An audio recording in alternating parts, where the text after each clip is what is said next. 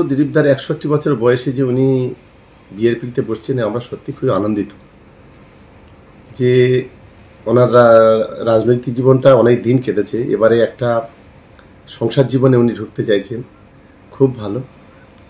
তবে ওনাকে একটু সতর্ক থাকতে হবে, যেভাবে এতদিন ব্যাটিং করেছেন, যে ইনিংসটা খেলেছেন সেই ইনিংসটার এই ইনিংসটার মধ্যে অনেকটা তফাৎ আছে। এই তফাৎটা ওনাকে প্রথমেই বুঝতে হবে। আমি মনে করি যে এই এতদিন পরে যে ওনার শুভবুদ্ধির উদয় হয়েছে তার জন্য আমার শুভেচ্ছা রইল।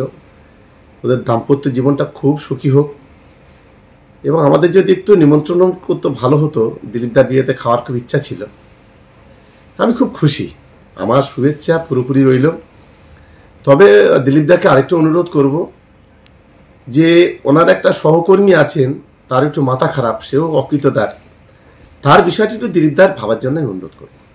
নিশ্চিত উনি বুঝতে পেরেছেন, উনি এই খবর দেখলেই বুঝতে পারবেন যে তিনি কে। সেই বিষয়টা দিলীপদা যেন একটু দেখে, তাহলে অনেকটা ভালো হবে। আশা করি আগামী দিনে একেবারে সতর্ক সংযতভাবে উনি তৃতীয় ইনিংসটা করবেন, এই আশা করি। আমাদের সকলের পক্ষ থেকে শুভেচ্ছা রইল।